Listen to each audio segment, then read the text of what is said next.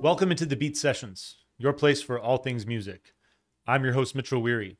Let's talk about this new record from Cults entitled To the Ghosts. They released that on July 26th. This is the fifth studio album for the duo and their follow-up to 2020's Hosts.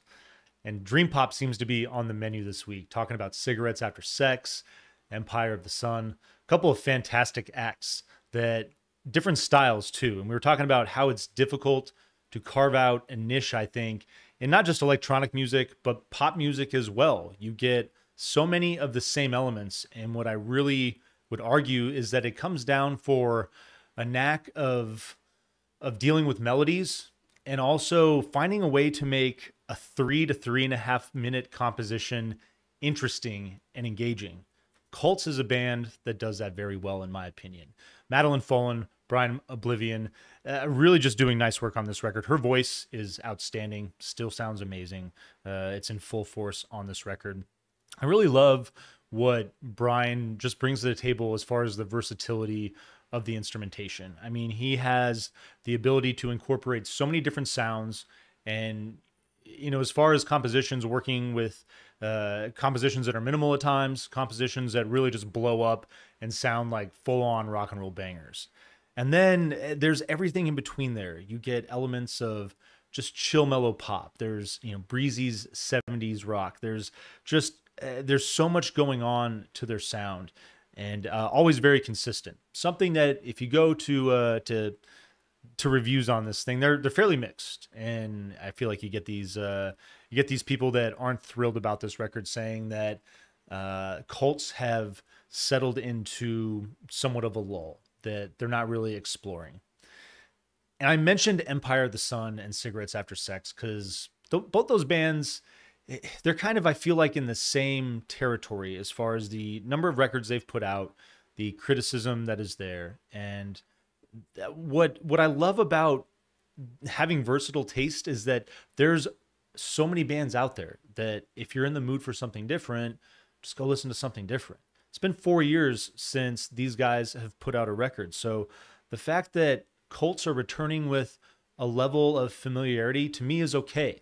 I'd argue that I want this from a band. I think that's a strong point. I think that to a certain degree, when a band starts to experiment too much and they don't establish a sound, that can be just as problematic as some people you see argue on the internet that, developing a sound and just staying in your niche can lead to a fallout as far as your fan base. And to a certain degree, that's going to always happen. I think that no matter what, there's, all of us grow in different ways, and we start listening to certain things, we stop listening to other things, and it's just a natural progression, and it's all arbitrary, right? I mean, I think for the most part too, it's very unconscious. Like, I think that things, more so than when you get into music, but things start to slip away and as time goes on. I think about what comes to mind for me is all the punk records that I used to listen to,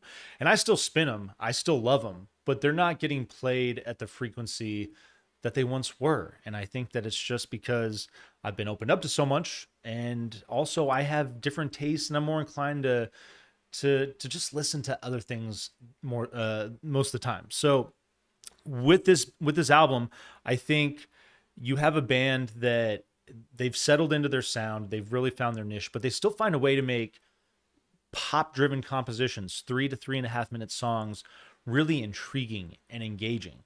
I wanted to talk about Glass Animals earlier on in the week, and I'll probably get into that.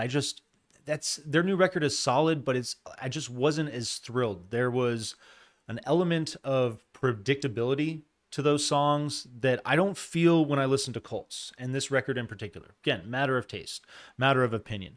But I think that especially Brian, with what he's doing with his instrumentation, he finds a way to just be really creative within that time frame. And there's so much that goes on within those compositions within 3.5 minutes that I think this is a band that does a very fine job of still being extraordinarily adventurous even within their box, and still there's moments on this record where you're totally surprised. There's a brilliant track, Open Water, that, aside from just the eerie title, it's got this big opening, just this all this brass that comes at you from out of nowhere, and I love it. I love Madeline, the contrast there with the bright melodies in her voice, but she's biting and she's sardonic and she's not afraid to cut to the core. And I dig that dynamic when artists are able to put together bright pop songs but contrast them with dark lyrics. There's so much of that element of The Cure there, I feel like. And maybe other bands, like, please comment if there's bands that you enjoy. They're just the first that came to mind for me. But I think that her ability to dig in and really be honest in a lot of ways, and in a contrasting way to what's going on sonically, there's a level of brilliance there that I really admire about this band. Just that knack for nuance is on full display here.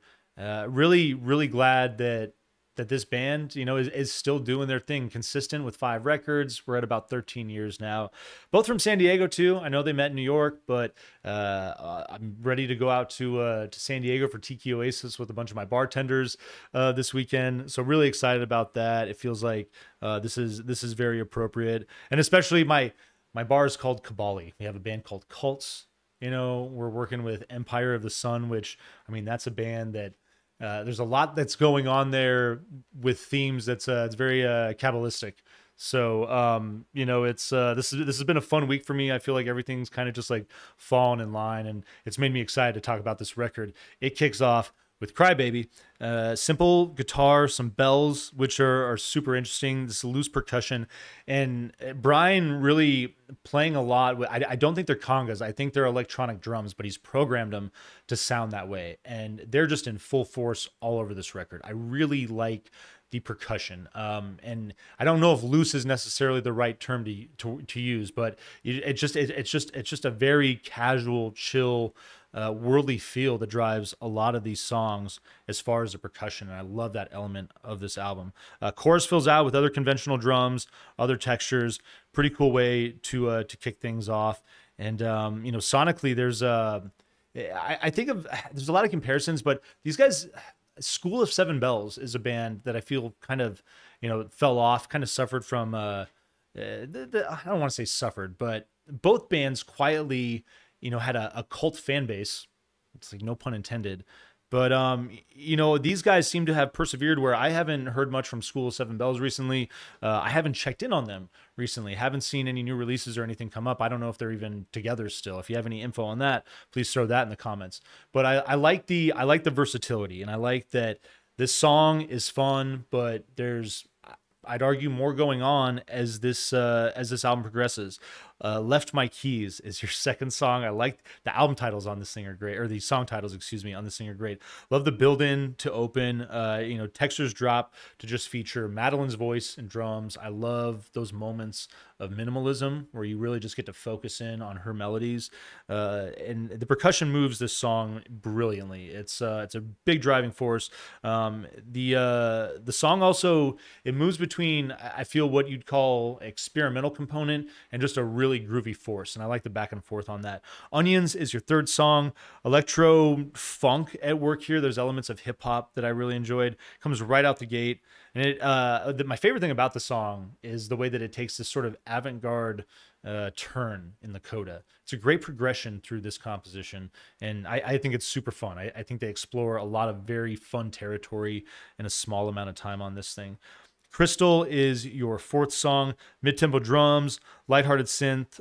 You get this really, it's kind of like this 90s pop synth, I'd argue, that is driving this song, but enjoyed the hell out of that. Leave Home is your fifth track. Light bass drum, an excellent riff that's simple. It's going to play around with the reverb. Obviously, that's something that they play around with a lot on this, but there was something about that element on this song that I just really enjoyed the hell out of. Eat It Cold is your sixth song. Psychedelic 60s organ. I mean, just think of that kind of like 60s mod meets the other side of the pond with with the rock and roll movement in California. It's like Mamas and the Papas meets like freaking the eyes or small faces. I don't know. I love what's going on with this song. I think it's super fun. I like the guitar, the simple percussion that works in. And this is a great example of that dissonance. You're talking about Madeline's bright vocals and just moody instrumentation to provide a brilliant contrast. I dig this song a lot. Honey is your 7th track. Light rolling organ and vocal fills out with really interesting textures and melodies. Very whimsical song is the word that I would use to describe this. I enjoyed it though. Knots is your 8th track. Starts as though it's like gonna hit really heavy and then it backs off immediately. And you get this minimal vocal driven verse. And I like the pop drive in the chorus. There's hints of that 60s pop, talking about that California pop, Mamas and the Papas, but I like the verses. I like the way that this thing just, I think it steers you in a completely different direction based off the first few seconds when it opens. Behave is your 9th track. Bass drum and synths open.